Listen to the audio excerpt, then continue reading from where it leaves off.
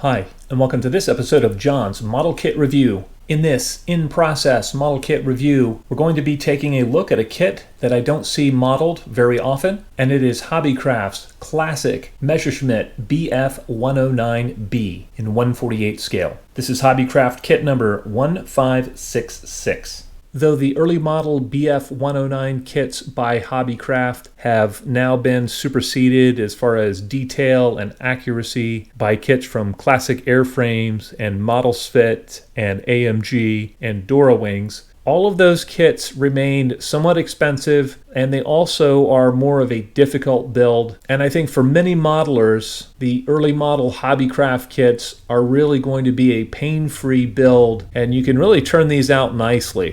I have a picture of my early model Bf 109C. This is a HobbyCraft kit, and you can see what it looks like finished. I'm really happy with the way that kit turned out, and I will be doing a future model kit review on the Bf 109C by HobbyCraft as well. In this in-process model kit review, we will be taking a look at the kit instructions.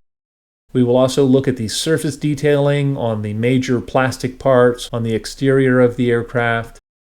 We will take a look at the color and marking guides that come in the kit, as well as the decals that are included with the kit. We will take a look at the fit of the major components. We will also take a look at the clear parts that are included and talk about the clarity and fit of those. We'll take a look at the detail parts on the interior of the aircraft. And I'll also go over any problem areas to watch out for on this kit. These kits don't really get a lot of respect, but as I said earlier, I think they're a good value, and I think most modelers are going to be able to turn these out nicely and have a nice level of detail that makes these an attractive product still. Looking at the kit instructions, step 1 is assembling the interior detail on the kit. If we look at the sidewall detail and the instrument panel detail, all of this actually looks great under a coat of paint. It looks great through the cockpit canopy, and there's really no need for additional detail in this interior. Taking a look at the kit seat, this is honestly excellent. It comes with molded-in seat belts. It also has the leather backing pad strapped to the seat, and if you detail paint this comes out superbly. Moving on to step 2, it covers installing the cockpit interior into the fuselage halves and installing the exhaust into the fuselage halves as well, and then joining those two halves. Looking at the fit of these parts, it looks like you'll be able to get an excellent fit between the fuselage halves, and that goes for the underside of the kit as well. In step 3, we're attaching the upper wings to the lower wings. I would differ from this by attaching the upper wings to the fuselage halves first before gluing them to the lower wing. But if we just set the lower wing in place on the fuselage, you can see this fits actually really nicely. Lining up the upper wings to the fuselage halves, there's also going to be a really nice fit once you clean up any flash that's there.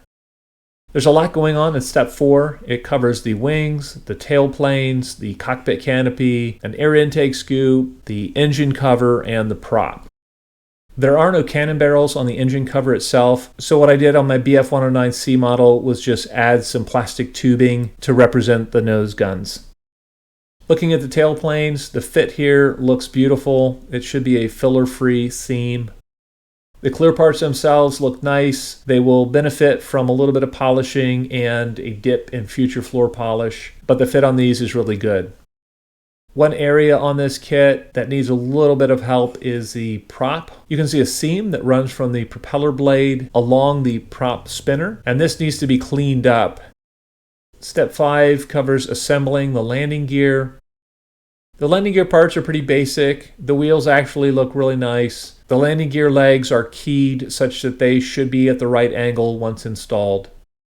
The second part of step 5 has you attaching the radiator scoop, the landing gear, the flaps, and the braces for the tail planes. The fit on these parts should be excellent. I had no issues with mine that I built previously. There are 2 marking options included in this kit. The first aircraft is from a Legion Condor plane that flew in Spain in 1938. The second marking option is for a 6JG-132 aircraft that flew in Germany in 1937. The kit decals themselves are very simplistic. You might want to grab an aftermarket set of BF109 decals just for the stencils that are prominent on the BF109 series. Looking at the surface detail of the kit, the panel lines are engraved and petite. The surface of the plastic is relatively shiny and smooth. You can see it's a similar finish on the fuselage halves. There's almost no engraved rivet detail, so these are somewhat simple, but again, the panel lines are consistent and these do look good when they're finished. And just as an example, this is my HobbyCraft BF109C that I built previously. This shows how you can finish this kit if you take your time and finish it nicely. In summary, I think HobbyCraft's early model BF109B is a really nice little kit. It's inexpensive, the interior detail on it is certainly very nice and more than adequate for the scale. The transparencies look fine when they're installed and they fit well. The overall fit of the aircraft itself is great. The instructions are clear. The decals themselves go on well, but they are simplistic and I would recommend aftermarket stencils for this kit. And as I said before, they turn out nicely if you take your time and build them well. I would recommend these kits as an inexpensive alternative to the more expensive kits from Classic Airframes, Modelsvit, and AMG. These also build easier than those kits, and they're certainly the best option for a less experienced modeler wanting to put an early series BF109 on the shelf. Well, I'd love to know what you guys think. If any of you have built HobbyCraft's BF109B previously, please feel free to comment in the comment section below. As always, I hope you found this video entertaining and informative, and until next time, model on.